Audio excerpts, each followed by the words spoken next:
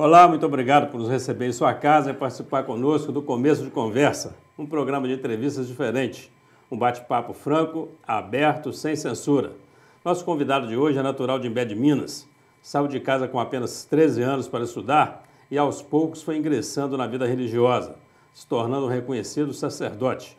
É também escritor e está lançando a sua segunda publicação.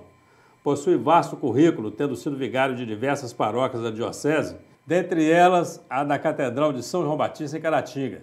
Também é diretor espiritual e professor de liturgia do Seminário Diocesano Nossa Senhora do Rosário, nas cidades de Caratinga e Ubaporanga. Ficou curioso para saber quem é? O intervalo é rápido e na volta eu te conto, já já.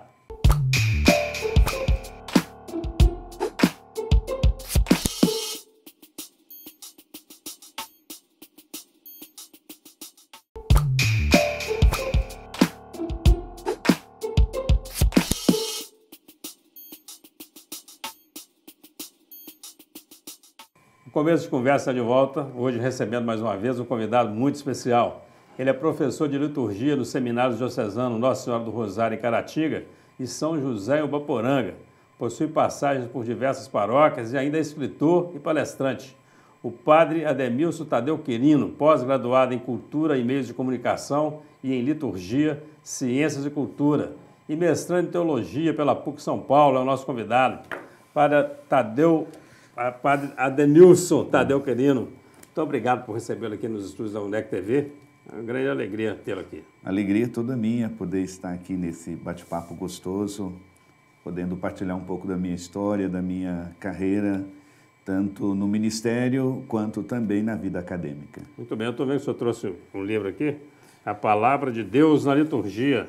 Esse é o livro que o senhor está lançando agora? Sim, esse é a segunda obra que a gente está lançando agora em 2016, fresquinha, pela editora Partilha de Uberlândia. Muito bem, muito bacana. Proclamação, Escuta e Vivência. Isso. É uma obra que tem tido assim, uma saída enorme em São Paulo, por exemplo.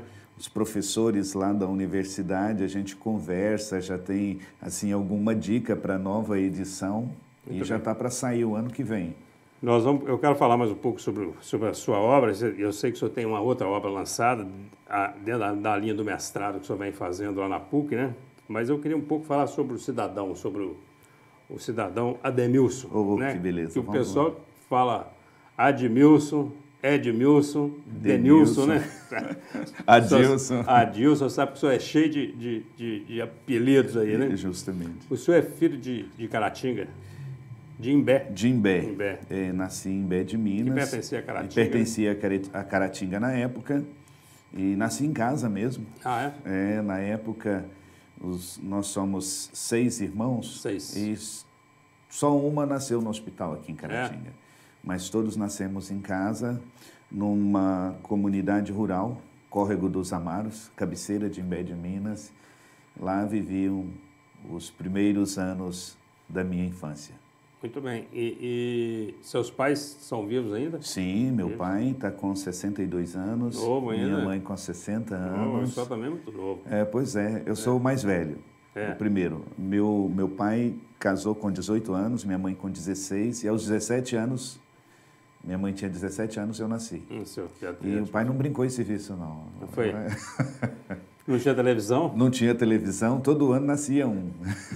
Foram 6 filhos? 6 filhos. Vida difícil, como é que foi lá? Olha, não foi fácil. São lavradores? São lavradores, têm uma pequena propriedade.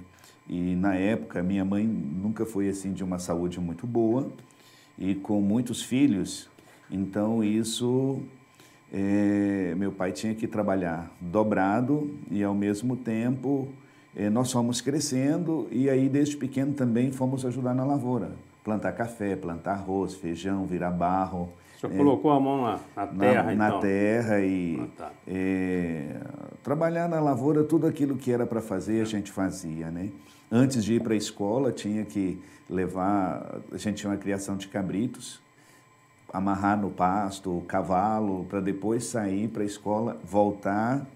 A gente almoçava e depois ia para a roça ajudar meu pai. Né? Muito bem. É uma história muito bonita. Eu tenho curiosidade. Como é que o menino lá um pequeno lavrador numa roça de Imbé de Minas, né? Porque não é nem da cidade de Imbé. Não.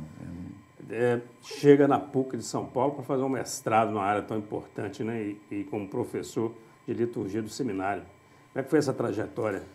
Rapaz, eu olho para minha história como um filme. Primeiro, porque eu nunca imaginava estar onde eu estou hoje, fazendo um mestrado numa Pontifícia Universidade Católica, como a PUC de São Paulo.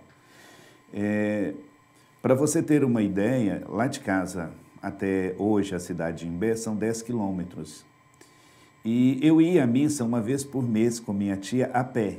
A gente ia a pé e voltava, então era 20 quilômetros a pé. A missa na cidade? A missa da cidade, em Imbé. E na época, quem era padre lá era padre Luiz Ernesto. Ele celebrou em latim até 1986. Então, a gente assistia à missa. O concílio já tinha mudado isso tudo e o padre continuou lá com a missa em latim. Porque o Dom Correia, que foi um bispo conciliar, ele disse assim, os padres mais idosos, nós não vamos insistir para que eles passem a celebrar no rito de Paulo VI. A gente tem que fazer um parênteses aqui rapidinho sobre a importância do Dom Correia e como que ele era um homem atualizado para o tempo dele, né? Justo. Você vê bem, naquela época, a igreja praticamente determinando que o latim saísse das igrejas, o padre e o Dom Correia teve essa sensibilidade para enxergar o padre com mais dificuldade de alterar isso. E os padres mais novos, ele dizia, agora com vocês é diferente. Vocês já têm condição de celebrar no novo rito, mas os outros nós vamos deixar como eles quiserem, né? Até porque era um período de mudança e para o padre que foi formado antes do concílio, teve toda a formação, seria mais complicado. Então, se me perguntassem, alguém te motivou? O que me motivou foi mais o imaginário, vendo o Padre Luiz celebrando num rito em latim, que eu não conhecia, mas ficava encantado, né? E curioso que, indo uma vez só por mês à missa, em casa, eu brincava de padre, de celebrar missa, e reunia a criançada lá. Arriscava algumas palavras em latim. Ali a gente pegava folha de couve e fazia uma hóstia. Era a nossa brincadeira, né? Mas assim, eu fico imaginando, mas como que... Porque eu ia à missa com minha tia, que ela era filha de Maria, então ia de companhia. Mas o meu pai não ia à igreja.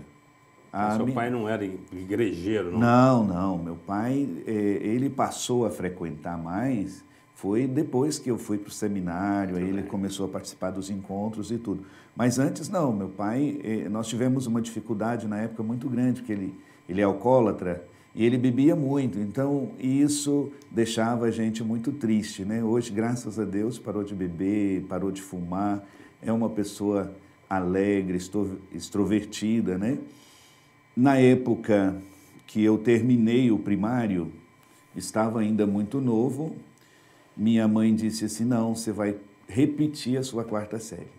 Porque isso lá em Imbé? Lá em Imbé, na roça, comunidade, na Escola Municipal São Sebastião, né, na Palhadinha.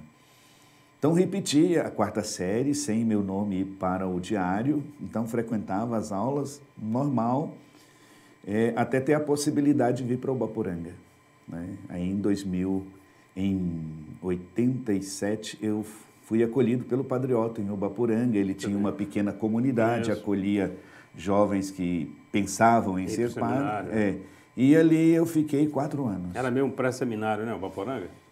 Chamava comunidade vocacional, nem pré-seminário tinha o nome mais. Tá, isso então foi fazer o fundamental em Ubaporanga? Em Ubaporanga. Escola pública? Escola pública, Escola Estadual Dom Cavate. Dali, o caminho foi o seminário? Dali eu terminei a 8ª série, e Ubaporanga ainda também não tinha sido emancipado, não tinha o 2º grau. Foi então que eu vim para a Catedral. O Monsenhor Raul tinha uma comunidade vocacional que havia sido desativada, e aí com a minha vinda e de um outro vocacionado, foi ativado de novo a comunidade vocacional em 91. 91. 91. Mas já estava com quantos anos? Aí eu já estava com 13, tá com 17 anos. 17 anos. 17 anos. Muito bem. E eu fiz, então, o segundo grau aqui no Polivalente, na época. É uma curiosidade. Teve a oportunidade de namorar? Rapaz, oportunidade sim. Você não namorou, não? Mas era muito vigiado. Era né? viagem lá. Por quê? Você imagina, você conheceu o Padre Otton, né? O Padre Otton era muito rígido. A formação e tal, mas adolescente, você sabe como é, né? Sempre consegue dar um drible, né? Mas a gente tinha esse acompanhamento e, ao mesmo tempo, não faltou vontade. Não. Isso sim, não faltou não. Vontade de namorar teve, né? Mas a gente tinha câmeras de todos os lados, né? O Padre Otton precisava de câmera, não. Parecia que ele tinha um sensor que ele detectava o seminarista namorador. E era curioso, se a gente estivesse conversando com a menina, ele falava que não enxergava bem. Mas se a gente estivesse conversando com a menina, quando aproximava-se dele, ele falava assim, você quer ser padre mesmo? Para vamos fazer um rápido intervalo. Eu quero voltar no segundo bloco falando sobre o seu mestrado, sobre a sua obra. A conversa está muito boa, não sai daí. Nós estamos aqui num bate-papo muito bom, franco, aberto aqui com nosso querido Padre Ademilson Tadeu Quirino. Nós voltamos já, não sai daí.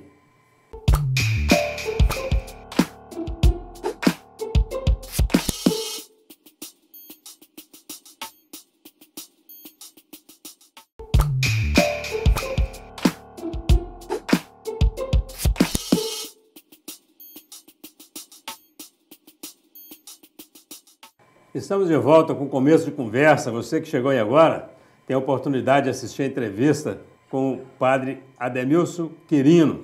Ele é diretor espiritual, sacerdote, escritor e ele está fazendo um mestrado em teologia na PUC com a linha de pesquisa liturgia, né, Padre? Sim, sim. E como que dá o andamento do seu mestrado? As disciplinas são cumpridas? Cheguei em São Paulo agora em fevereiro deste ano e o mestrado a gente tem 7 disciplinas, sendo que 3 são obrigatórias e 4 você escolhe. Dentre as diversas disciplinas, você escolhe 4. Para eu fazer essas disciplinas em 4 semestres, eu fiz todas esse ano. Graças a Deus terminei as disciplinas. Já comecei a escrever o primeiro capítulo da minha dissertação, o meu orientador está fazendo a correção, e nesse período eu publiquei alguns artigos, porque também é exigência que os alunos, eles produzam, né? E já foi aprovado pela revista REB de Petrópolis, vai ser publicado um artigo meu, e tem um outro artigo que foi publicado na Reveletel, que é uma revista eletrônica da PUC. É uma revista Qualis. Isso. Né? Então, assim, ela é própria para isso e é reconhecida pelo MEC como uma revista que publica artigos científicos. Justo. Eu prometo que não vou mostrar para o seu orientador esse vídeo, mas eu queria que eu falasse alguma dificuldade com o seu orientador, não? Olha, é muito chato, não? Orientador é chato mesmo. Né? Todos são muito chatos. Você escreve, acha que está bonito, o seu texto está coerente com aquilo que você está pensando e fala, não, corta isso, corta aquilo outro e tal. Mas o importante, que o meu orientador também ele é muito próximo dos seus orientandos. Como a gente participa também no grupo de pesquisa e ele é o coordenador do nosso grupo de pesquisa em liturgia, porque a gente faz um contraponto com a sociologia. E na sociologia, nós estamos em diálogo com o sociólogo Bauman, que trabalha muito a questão da modernidade líquida. E o que é essa modernidade líquida, essa cultura líquida, de que o sociólogo Bauman fala tanto e que tem trazido reflexões importantes para a pós-modernidade, né? Então, a gente tem esse contraponto com a sociologia, pensando a liturgia nesse mundo líquido. Muito bem. O senhor no último, no último dia 7 de dezembro, o senhor lançou lá na UNEC o Palavra de Deus na Liturgia, né? Esse livro aqui, que eu já mostrei para vocês. E tem também esse Palavra Pão da Vida. Esse aqui é o primeiro livro do senhor? Sim. Os dois estão dentro da sua linha de mestrado? Esse também, ele entra na linha de mestrado, mas mais esse segundo. O segundo. Porque esse primeiro foi interessante porque, como o nosso curso de teologia ele não é reconhecido, então eu fui para Juiz de Fora em 2005 para fazer a convalidação do curso de teologia. E a gente tinha que preparar uma monografia para entregar. É mais um TCC, como se fosse um TCC. Isso bacana, mesmo. E eu bom. trabalhei a história da mesa da palavra. Agora, a palavra de Deus na liturgia não é a sua tese de mestrado, a sua dissertação, na verdade. Mas já tem um artigo. Já tem um artigo aqui. Aí ao final do nosso programa, nós temos mais um bloco, eu vou querer que o senhor faça a dedicatória para mim. O senhor me deu de presente no início aqui. E nós vamos deixar, enquanto passa os créditos, o senhor vai autografar para mim, por favor. Com certeza. Esse livro foi lançado pela editora de Sete Lagoas, só falou? Não, Uberlândia. Uberlândia. Mas está à venda, o interessado ele consegue adquirir que jeito? Aqui em Caratinga, na livraria Dom Carloto. Também pela própria editora, no site da editora, tem todos os contatos, consegue também adquirir essa obra, né? O senhor podia fazer um resumo para nós desse Posso sim, com certeza.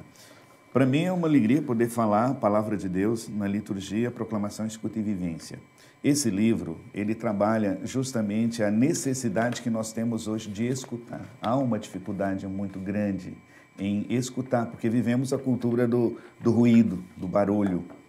Tem um sociólogo que vai dizer que nós estamos na era da iconofagia.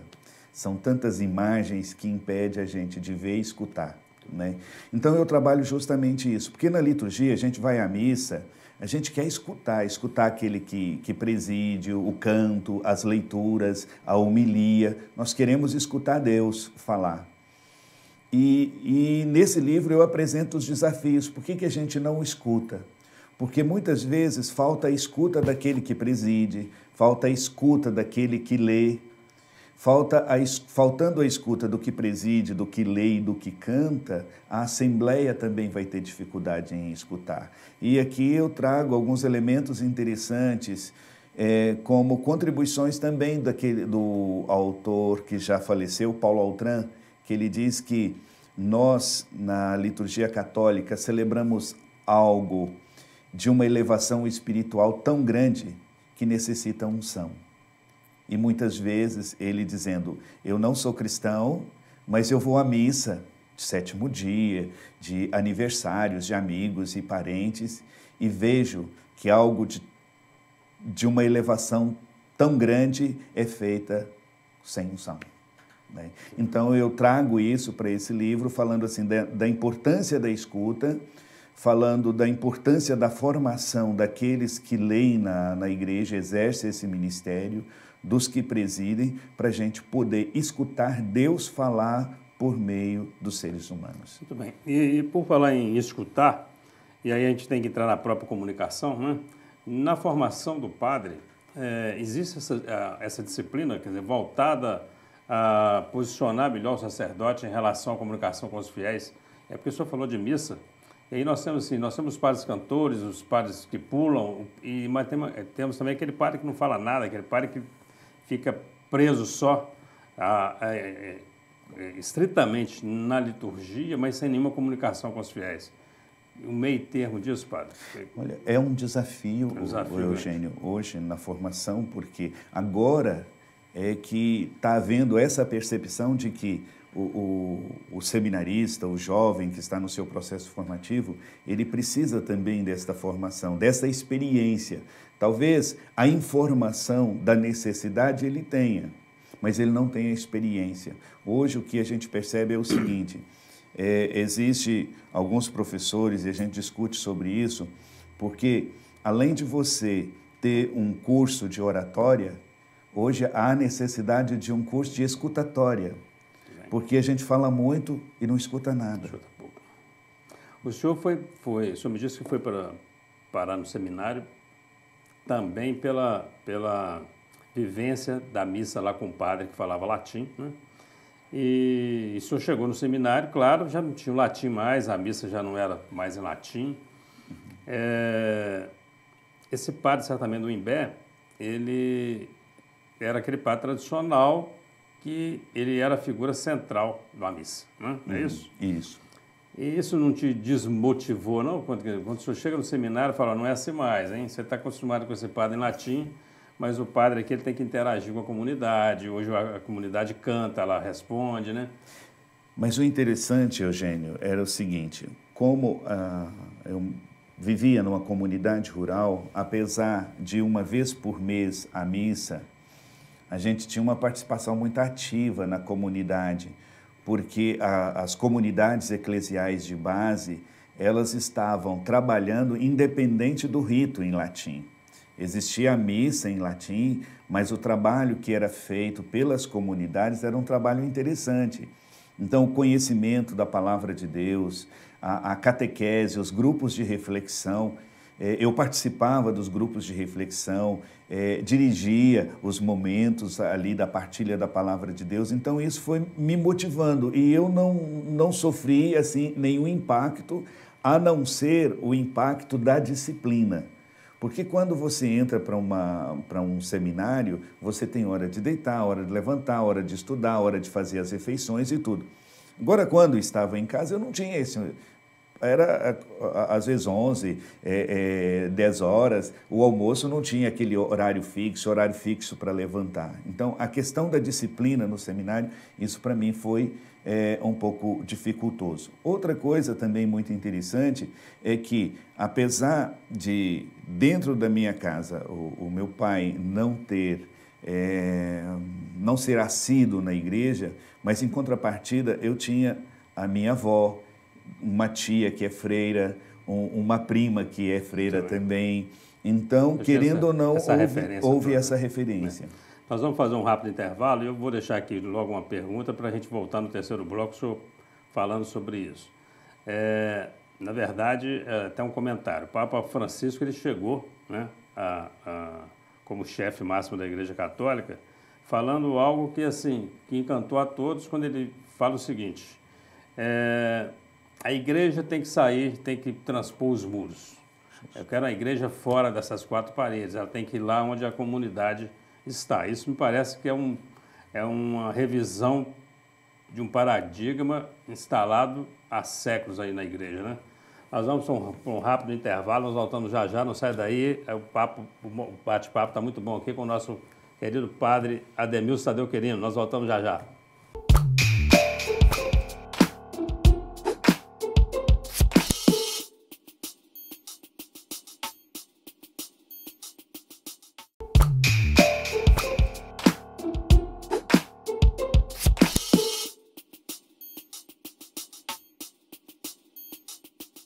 Você que chegou aí agora, você pode acompanhar o último bloco da entrevista com o padre Ademilson Tadeu Querino.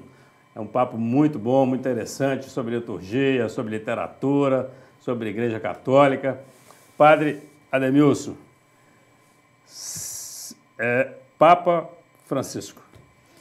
Vejo que é um homem certo, para a hora certa e do jeito certo, do jeito que a Igreja estava precisando. Homem de visão ampla, é um homem do diálogo, um homem que estimula a igreja a se abrir para ir de encontro com o outro. Por isso, tanto se fala de uma igreja em saída. É preciso sair de nós para ir ao encontro do outro. Então, eu vejo que é uma pessoa para o momento que a igreja estava precisando. Celibato. Celibato. Eu vejo que para aquele que tem a vocação para viver a disciplina do celibato, é um momento em que a pessoa pode não só consagrar sua vida a Deus, mas fazer um trabalho profundo e grande para com o povo. Eu vejo que é uma disciplina, mas que para viver precisa ter a vocação para ela. Se a igreja abolisse o celibato, padre Ademilson casaria? É uma pergunta que eu não tenho como te responder agora, se eu casaria ou não. Eu acredito que eu iria pensar um pouco, se casaria ou não. Eu queria fazer uma leitura de uma frase muito bacana que eu li numa postagem do padre Gleidson. Ele fala o seguinte: padre é igual avião. ganha notoriedade quando cai. Mas existe muitos voando por aí, fazendo coisas boas, ajudando e promovendo as pessoas e a vida dessas pessoas, e ninguém se lembra deles. É muito importante essa reflexão do padre Gleidson, e eu vejo que, diante de tantos desastres, também é possível ressurgir das cinzas. É o que a gente pôde ver diante de uma notícia que não se via na TV com relação a Chapecoense. Eu posso ver assim, que o encontro dessas duas culturas, desses dois povos, Colômbia e Brasil, o que agora representa para todos aqueles que assistiram tudo isso, é poder dizer assim, puxa vida, a gente pode acreditar que tem jeito, tem gente com coração bom. Porque o que a gente vê hoje é tudo muito ruim. Então, o padre é igual avião, só dá notícia quando cai. Mas quando nós começamos a olhar as coisas boas também, mediante aquela dificuldade que houve, é um momento da gente refazer algumas questões. Por exemplo, pensar no meu jeito de ser, de conviver com o outro. Às vezes, aquilo que é ruim para o outro serve também de uma reflexão profunda para a gente. E eu vejo que o mais importante é ser como Jesus. Jesus, tudo o que ele fez não foi para aparecer, mas para servir. E quando você serve, o que fica é o testemunho da sua atitude. E depois a gente precisa diminuir um pouco o rigor, né, com que nós costumamos julgar tudo e todos, né? Justamente. Renovação carismática, padre. Olha, eu vejo que a renovação tem feito um bem enorme à igreja. Inclusive, o Papa Francisco, agora fazendo 50 anos de renovação carismática, ele tem um encontro internacional com o movimento da renovação carismática. Eu vejo que em todos os setores existem os excessos, e os excessos precisam ser trabalhados, né? Mas a renovação carismática tem feito um grande bem aos cristãos. Aborto. Aborto. É lamentável. Não podemos ser coniventes com o aborto. É inaceitável. O Papa pede insistentemente que nós não só rezemos, mas manifestemos a nossa opinião. Porque, como igreja, como cristão, nós defendemos a vida desde o momento que nasce até o momento do seu retorno, né? Como atrair novas vocações para o seminário, padre? O nosso testemunho, a nossa alegria, o prazer em fazer aquilo que, como padre, a gente faz. Eu vejo que aí está a atração para novas vocações, porque Deus nunca deixou de chamar. Deus continua sempre chamando homens e mulheres para servir no seu reino. Mas às vezes falta o testemunho, a alegria daqueles que estão na seara do Senhor. Como que o padre Ademilson chegou à literatura? Meu amigo, primeiro eu acho que foi a partir da necessidade. Diz que a ocasião faz o ladrão, né? No seminário, a gente é estimulado não só a ler, mas a escrever. Escrever aquilo que a gente pensa, escrever aquilo que a gente está apreendendo a partir da ciência. Então, primeiro foi a partir da necessidade. Depois, fui vendo, tendo prazer naquilo que estava escrevendo, porque muitas pessoas me incentivavam, por que você não publica isso? Por que você não passa isso para a gente? Manda por e-mail, faz isso, faz aquilo. E até que parou nas mãos do dono da editora Partilha. Ele falou, eu posso publicar? Aí surgiu o primeiro livro e agora a segunda obra, né? O senhor sabe que entre os leigos, eu não sei entre os padres, mas entre os leigos o senhor é um fortíssimo candidato a bispo. Isso te atrai, não? De jeito nenhum. Primeiro, Deus me livre. Eu digo para você que ser padre, para mim, é maravilhoso. Primeiro porque, como padre, o contato nosso com as pessoas, ele é muito maior. Não é que a gente tem menos responsabilidade. A responsabilidade, eu vejo que ela tem a mesma intensidade do bispo. Mas o bispo, diante de tantas coisas que o cercam, ele fica um pouco limitado a esse contato com o povo, por mais que ele queira. E também é preciso ter vocação para o episcopado. Eu acredito que não. Que eu não tenha essa vocação. Não, o senhor pode achar que não, mas os leigos esperam um bispo padre Admilson, viu? Que isso. É sério. O senhor seria um bom candidato a bispo. Eu queria falar com o senhor o seguinte, eu queria perguntar ainda, dentro desse assunto do julgamento que nós costumamos fazer das pessoas, eu queria abordar um tema que costuma ser meio tabu dentro da própria igreja, que é a questão do padre pedófilo. O senhor acredita que falta rigor da igreja no julgamento desses padres? Olha, o Papa Francisco, ele lançou agora, em agosto, o chamado motu próprio, o nome Mãe Amorosa. E é muito mais rigoroso. Eu acredito que no momento que nós vivemos não falta rigor, não. É um rigor enorme e nesse documento, se o bispo daquela diocese não toma atitude, a Santa Sé toma atitude com o bispo. Então, se o bispo... As regras hoje estão mais rígidas, né? São mais... nunca foram menos rígidas, mas hoje está mais rígida ainda, porque um fato desse é lamentável. Padre Admilson, eu queria agradecer muito a presença do senhor aqui nos estúdios da UNEC TV. Eu sei que o senhor veio de São Paulo para uma visita, para um passeio, para rever familiares e está aí cedendo um pouco do seu tempo para estar aqui conosco. Quero parabenizá-lo pelo lançamento da sua segunda obra, desejar sucesso lá na sua defesa da dissertação. Vai levando o seu orientador em banho-maria, né, porque é bem capaz que depois que seja quase tudo pronto, ele manda o senhor reescrever, porque o orientador faz isso conosco, né? Uhum. E queria que o senhor ficasse à vontade aí na nossa Câmara para as suas considerações finais. Eu quero agradecer aqui imensamente a UNEC TV, a você, esse bate-papo gostoso com toda a equipe aqui. Para esse momento a gente poder partilhar um pouco da história, da vida, agora desse momento bonito na minha vida acadêmica no mestrado na PUC em São Paulo. E aproveito também para convidar você que acompanha o nosso bate-papo aqui para ler a obra. Acredito que fará um diferencial muito grande na sua participação na vida da comunidade. Muito bem, nós estamos encerrando o começo de conversa com o padre Ademilson Tadeu Quirino.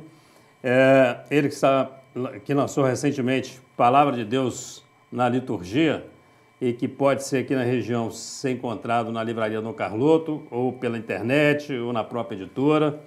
Muito obrigado pela sua audiência, muito obrigado pela sua atenção e até o nosso próximo encontro, se Deus quiser.